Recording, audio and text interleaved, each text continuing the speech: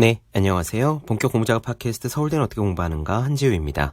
우리는 지금 곡구아춘 생활독본 보고 있습니다. 오늘 내용을 시작하기 전에 민감하고 중요한 이야기를 하나 드려야 할 것 같습니다. 이 책의 저자 곡구아춘에 대한 이야기예요.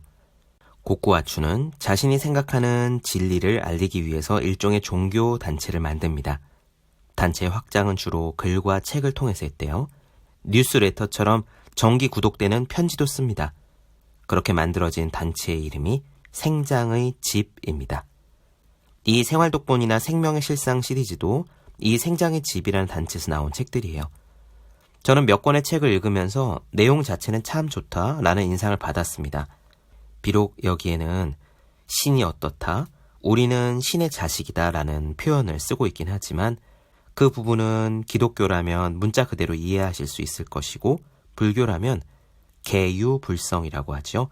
모든 존재는 붓다의 씨앗을 가지고 있다라고 이해하면 될 것이고 또 딱히 종교가 없다면 단순하게 하늘이나 우주라고 순박하게 받아들여도 좋기 때문에 이해하기에는 문제가 없었습니다. 그런데요, 흥미로운 사실을 얼마 전에 알게 되었어요. 지금 일본 총리인 아베 신조는 일본에서도 특히 극우 성향을 띠고 있죠.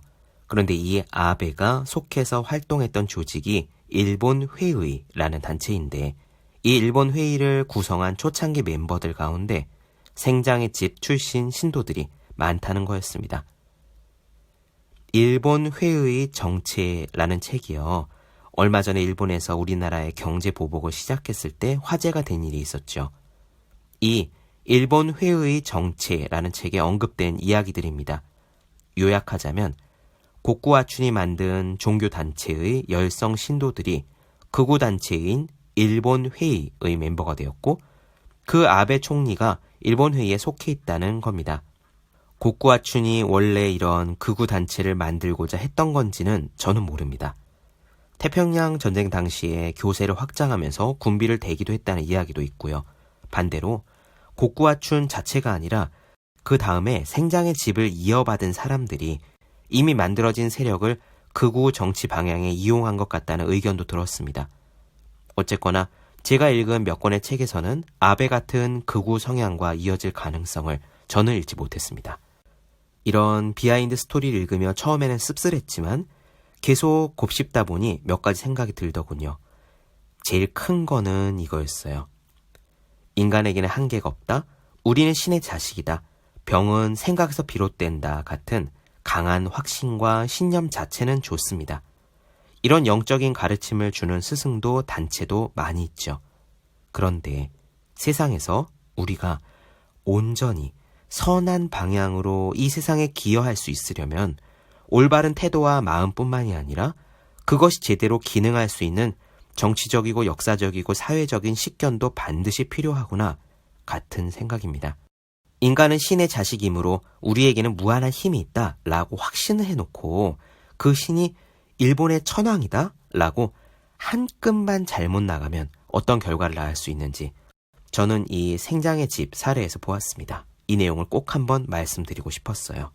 지금 나누어드리는 생활 독본의 내용을 들으시면서 여러분들께서도 저와 같은 생각을 하셨으면 좋겠습니다.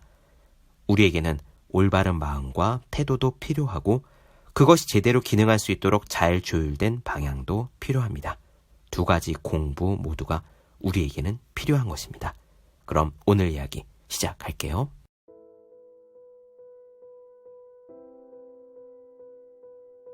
인간이 신의 모습으로 만들어졌다라고 성서에 적혀져 있는 것은 신과 같은 뭐든지 알고 뭐든지 할 수 있는 힘을 가진 모습으로 나타냈더니 인간이 되었다라고 하는 의미인 것입니다.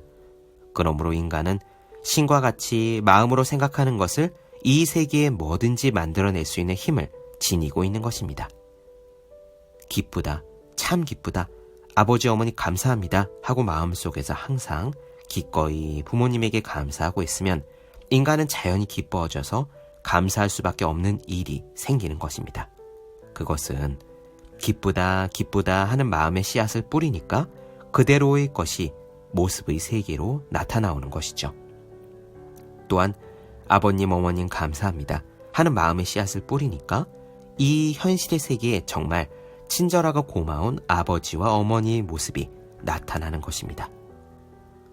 시무룩해져서 퉁퉁 부은 얼굴을 하고 있으면 점점 더 부은 얼굴을 하지 않으면 안 될 좋지 않은 일이 생기는 것은 자신이 마음의 세계에 좋지 않은 일을 떠올려서 재미없다 하고 마음의 씨앗을 뿌리고 있기 때문입니다.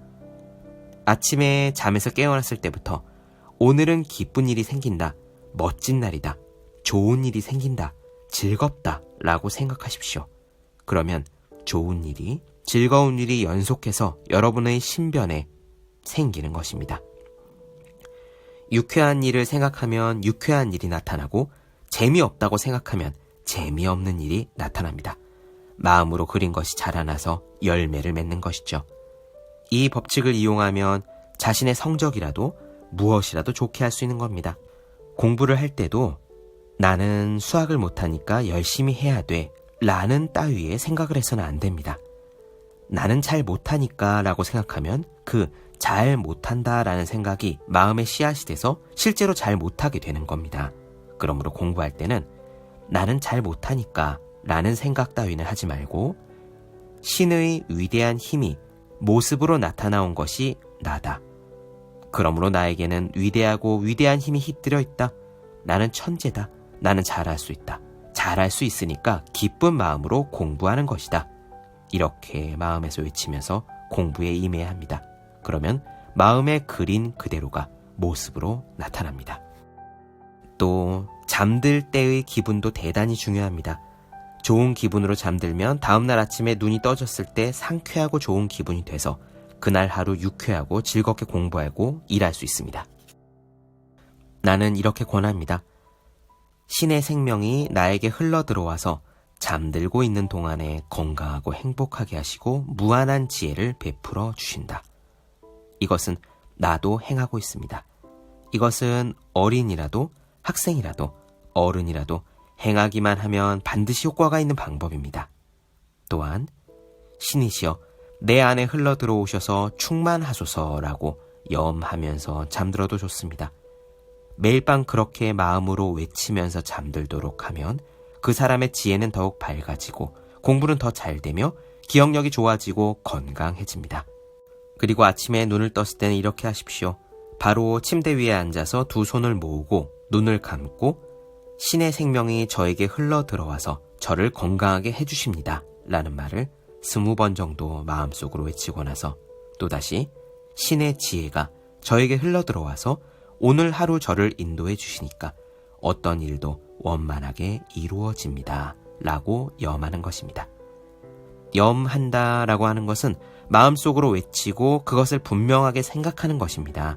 그러면 생각하는 대로 피가 흘러서 건강해지죠. 또한 생각하는 모든 것이 확실한 지혜에 인도되어 원만히 이루어집니다.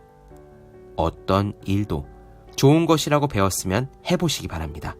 단지 하루 이틀이 아니라 적어도 석 달간은 꾸준히 따라해보세요. 반드시 좋은 일이 일어날 것입니다. 마루를 딱 하루 닦은 것만으로는 광택이 나지 않습니다. 매일 닦으니까 광택이 나는 거죠. 마음도 그와 같은 것이니까 매일 실행해 주시기 바랍니다. 뭐든지 감사하다고 생각하십시오. 그러면 좋은 일이 있어서 감사하다고 생각했던 때와 마찬가지로 신체 내에서 피의 흐름이 좋아지고 머리가 맑아지고 위장이 튼튼해지고 건강해집니다. 위장병을 앓는 사람은 특히 식사를 할 때마다 음식을 향해 두 손을 모으고 감사의 인사를 드리세요. 또 위장에게도 감사하십시오. 그리고 진짜 자기의 위장은 건강하다고 생각하십시오. 그것을 믿으십시오. 사람에게 일을 시킬 때에도 믿지 않으면 열심히 일하지 않습니다. 위장도 마찬가지입니다. 위장병이 있는 사람은 언제나 위장병 하고 생각하고 있으니까 그 위장병이 낫지 않습니다. 위장병을 생각하지 않게 됐을 때 낫는 것입니다. 언제나 사람들에게 병을 선전해서 들려주는 것이 즐거워서는 병이 낫지 않습니다. 아프다라고 하면 사람들은 불쌍하다라고 생각합니다. 그와 같은 사람들의 반응을 즐겁게 느껴서는 병은 낫지 않습니다. 결코 자신의 병을 사람들에게 자랑하듯이 말해서는 안 됩니다. 북해도의 이케다 하나코 씨는 감기에 걸리거나 배탈이 나거나 해서 누워있으면 아버지가 아이고 가엾다 라는 말을 해주지 않았습니다. 그래서 아버지로부터 아이고 가엾다 라는 말을 듣고 싶어서 아버지가 그렇게 말하지 않고는 안 될 만큼의 병에 걸렸으면 좋겠다 라는 생각을 한 적이 있습니다. 아이고 가엾다 라는 말을 들을 정도로 아프고 싶다 라는 생각을 강하게 했더니 그는 척추에 큰 병에 걸려서 걸을 수가 없게 되었답니다. 이 사람이 언젠가 마음에 의해 병이 생기는 것이다 라는 말을 듣고 나서 마음을 바꾸기로 굳게 결심을 했습니다. 그리고 나서 병은 급속도로 좋아지기 시작했다고 합니다. 병이라고 하는 것은 사람들로부터 불쌍합니다, 가엾습니다 라는 말을 듣고 싶어 해서는 절대로 낫지 않는 것입니다.